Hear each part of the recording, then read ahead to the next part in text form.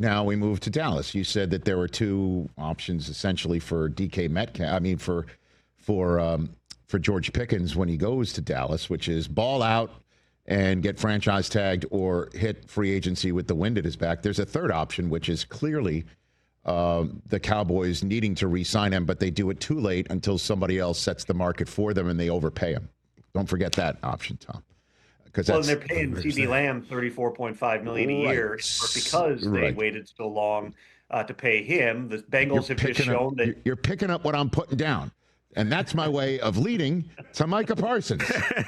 When are they going to sign this man, Tom? Because there's a method to his madness, Tom. No, there's also another Pittsburgh connection here because T.J. Watt might sign on the dotted line soon, too. And, I mean, wouldn't that reset a market, right? I mean, what's happening, Tom? Handshake I don't know agreements? that T.J. Watt's going to reset a market that Myles Garrett just set at $40 million a year just based upon age. He's obviously a really, really good player, and he's going to get paid, and the Steelers are going to pay him.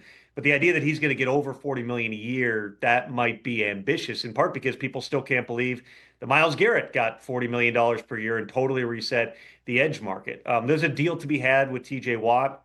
We'll see if and when that deal happens. He is entering the last year of his contract. The Steelers would like to lock him up, but they're not going to go above and beyond what the marketplace is for TJ Watt in order to get that deal done. Micah, because he's younger even than Myles Garrett, obviously going into his second contract here, he's the one that you would anticipate that's going to be over $40 million per year. And like everything else with the Cowboys, it just doesn't sound like they're really far down the road right now with getting a Micah deal done. This is just kind of Jerry's approach to this. I know there have been conversations, but conversations are different than negotiations. I think we've got a pretty good idea what the number is going to have to be for Micah Parsons.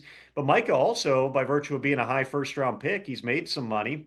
He's due a bunch of money this year. He doesn't necessarily need to rush. Nobody wants to play out their deal and then get tagged and go down that road just because there's so much injury risk and everything else. But if that's what it comes to here, Micah Parsons is going to be in a power position. He's going to have the leverage, especially if you were to get into that first franchise tag season and the type of number that would be, sitting like a rock on the Cowboys salary cap at a time that they're going to have other people they're looking to pay, including potentially George Pickens. No, it does not sound like that's down the road. It doesn't sound like anything in terms of a George Pickens extension is in the works at this time. We'll see. They're good problems to have, but I was just about to use the Bengals analogy there, Rich, because they showed you can pay both wide receivers. Well, they currently have an edge rusher, Trey Hendrickson, that they haven't gotten a deal done with, the NFL's reigning sack leader. There's just, everybody can say all the stuff they want about the cap is fake and all this stuff.